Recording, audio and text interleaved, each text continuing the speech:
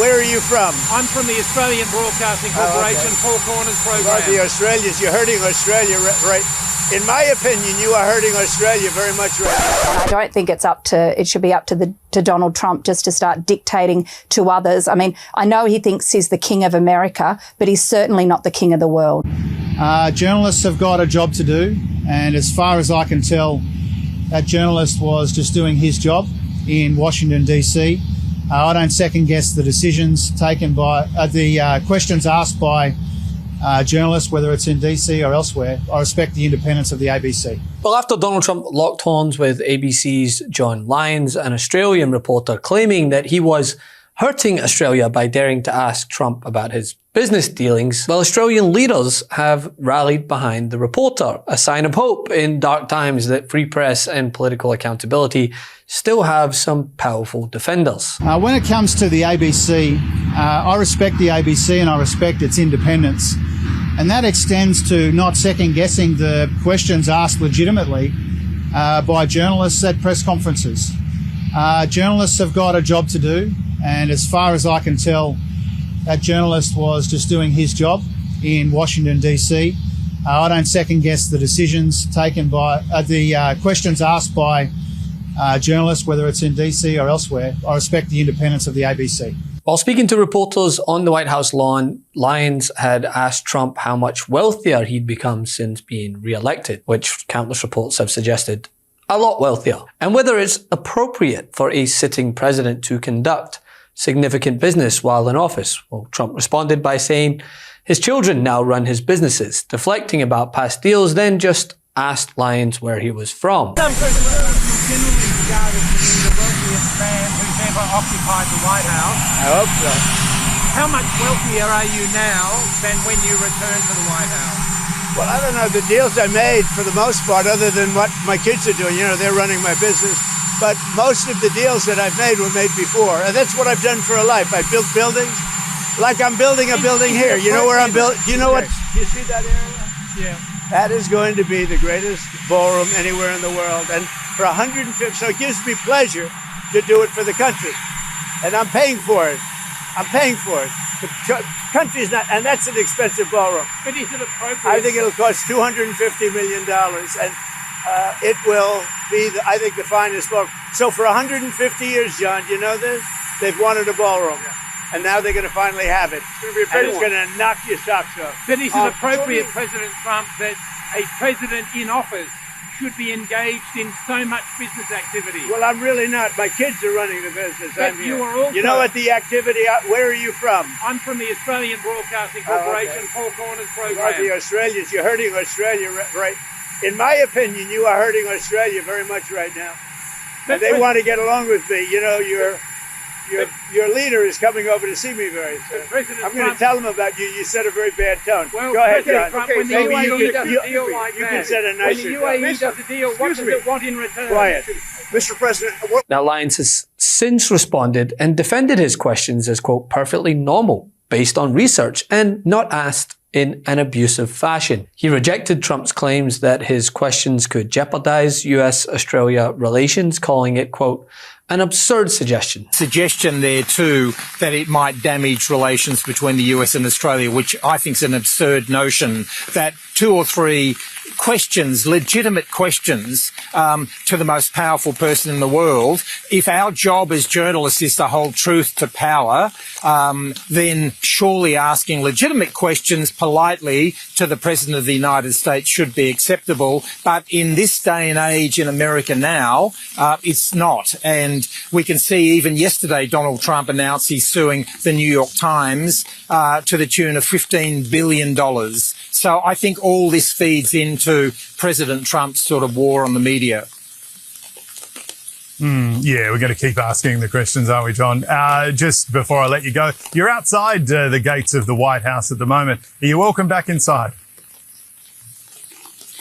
Look, I hope so, James. For me, it was just a perfectly sort of normal thing to do, to ask questions that I don't think are provocative. I think are fair, are based on research. They were not asked in an abusive fashion.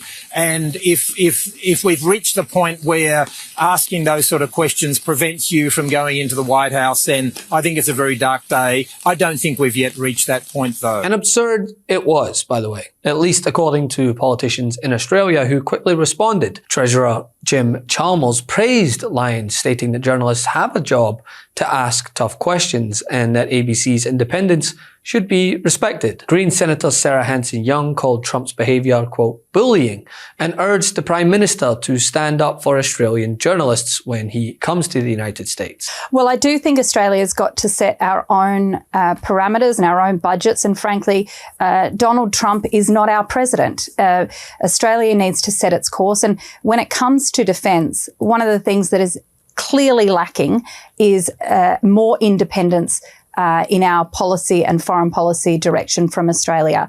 And it's been shown now just how risky and dangerous it is to have our wagon hooked so tightly to the United States with Donald Trump at the helm.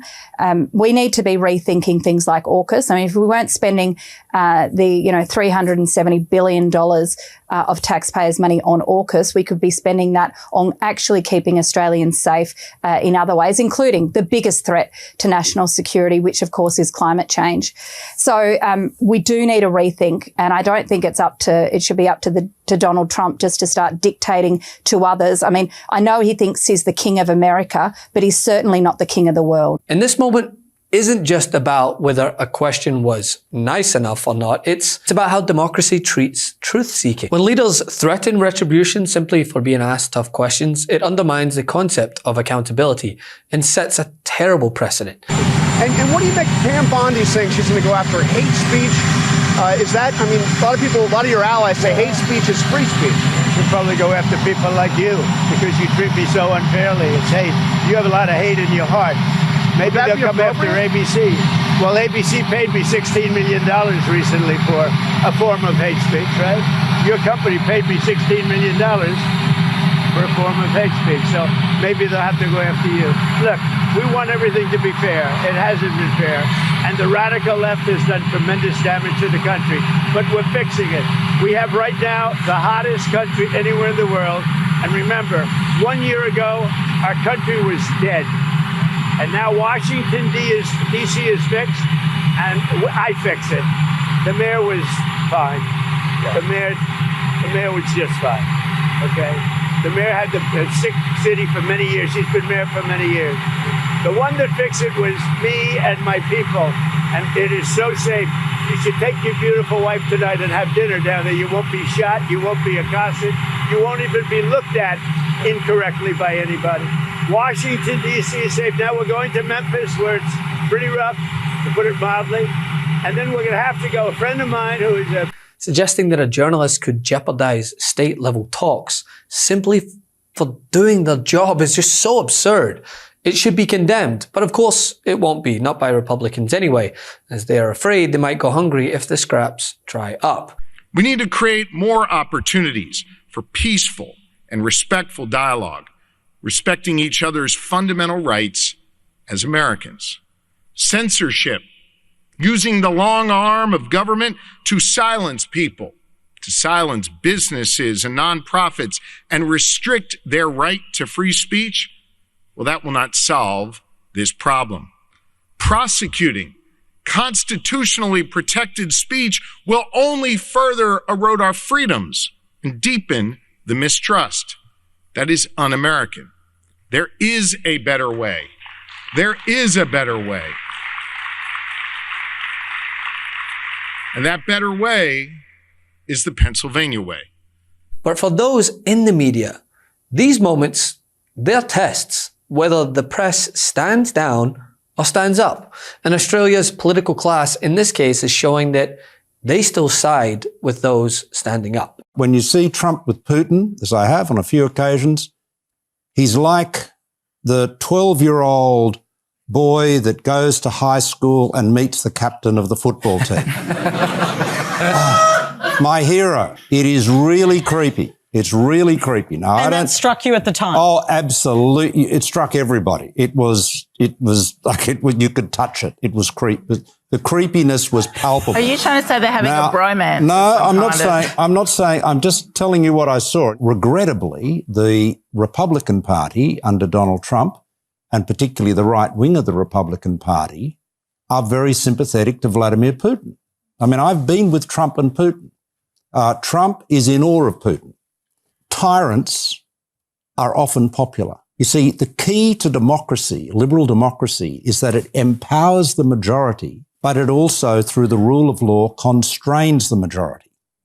And if you get to the point where anybody who can muster a majority, and I don't think Trump can do that, by the way, but anyone who can muster a majority is given absolute power and then can do whatever they like to the minority, that's not a democracy. That is a tyranny. That is an autocracy. Even if it's got the support of 51% of the population, that is not what makes a democracy.